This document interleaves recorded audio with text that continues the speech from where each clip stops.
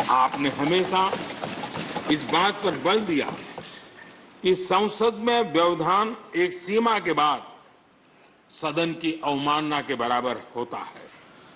मैं आपके इन मानकों में लोकतंत्र की परिपक्वता को देखता हूं।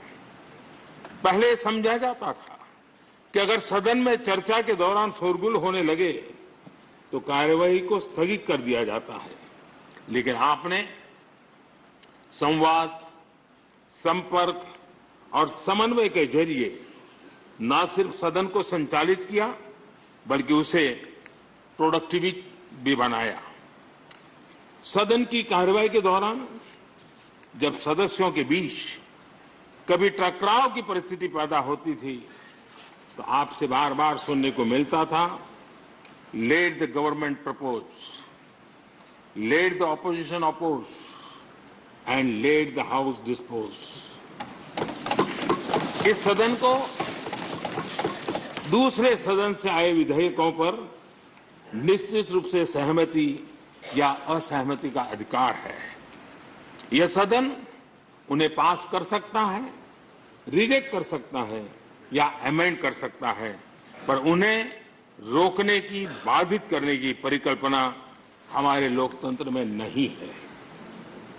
आदरणीय सभापति महोदय, हमारी तमाम सहमतियों और असहमतियों के बावजूद आज आपको विदाई देने के लिए सदन के सभी सदस्य एक साथ उपस्थित हैं।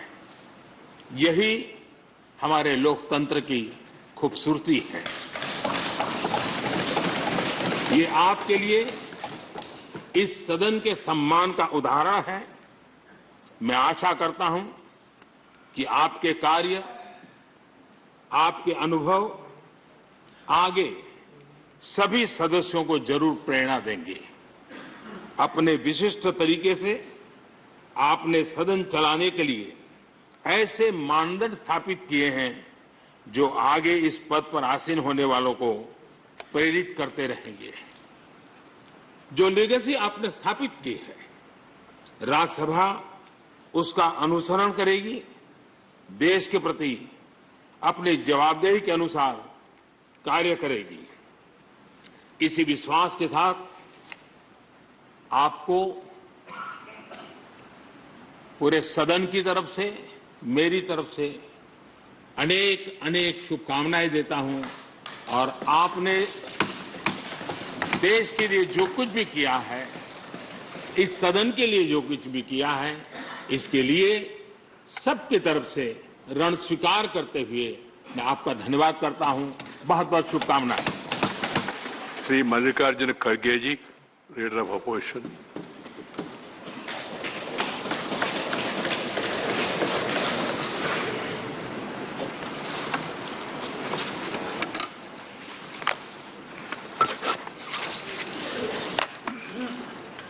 माननीय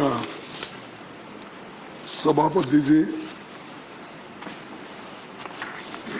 थोड़ा सा मुझे कोल्ड इफेक्ट होने की वजह से मेरी आवाज़ उतनी बुलंद नहीं है जितना प्राइम मिनिस्टर ने अपने सारी बातें आपके सामने रखी।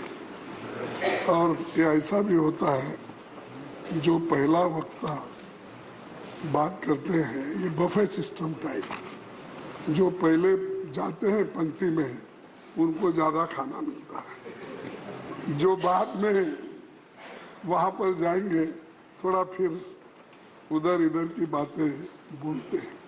लेकिन मैं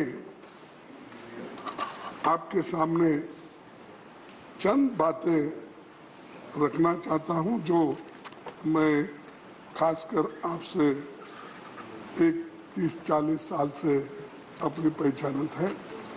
आप जनरल सेक्रेटरी इंचार्ज कर्नाटका थे, फिर बीजेपी के प्रेसिडेंट भी थे, फिर ये हमारा सौभाग्य है कि आप 3 बार कर्नाटक से राज्यसभा मेंबर चुन के आए।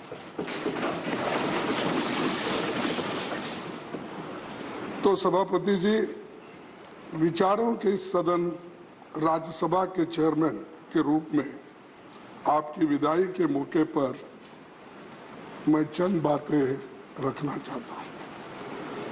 ये तो परमानेंट हाउस होने के कारण संसदीय लोकतंत्र में राज्यसभा की अलग हैसियत है। आज जबकि देश आजादी के 75वें साल पर उत्सव मना रहा है, इस हाउस पर भी देश के लोगों की निगाहें पड़ रही है। आपके लिए न ये हाउस नया रहा है, न ही हम लोग नए हैं। 19 सालों तक आप राज्यसभा में सांसद रहे।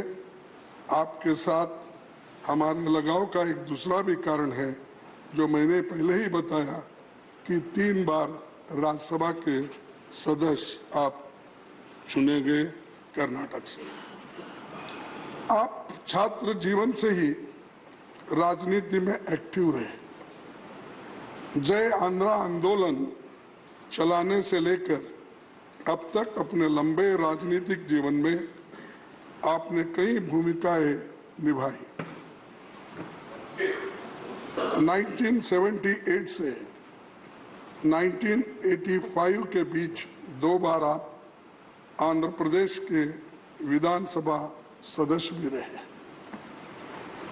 यूपीए सरकार के दौरान 2008 से 2014 के बीच आप स्टैंडिंग कमेटी होम के चेयरमैन भी थे। मैं विशेष रूप से आपको ये याद दिलाना चाहता हूं, आप भूल तो नहीं जाते क्योंकि बहुत से आर्टिकल आपने लिखते ही रहते हैं और अपने पुराने विचारों को भी दोहराते हैं। हम हर पेपर में किसी न किसी दिन वक्त वो पढ़ते ही रहते हैं। लेकिन आपने जो आर्टिकल 371 जे स्टैंडिंग कमेटी के चेयरमैन होने के नाते हम कर्नाटक के लोग जब आपसे अपील किए, ये बहुत दिन से पेंडिंग है और ये जो है एनडीए सरकार में इसको नकारा गया था, लेकिन उसको किसी न किसी तरह से हैदराबाद कर्नाटक एरिया को उसको एक पुष्टि देने के लिए, प्रगति करने के लिए हम उस आर्टिकल 371 जे को यहाँ पर अमेंडमेंट करना चाहते थे। तब आपने फौरन उसको स्वीकार किया।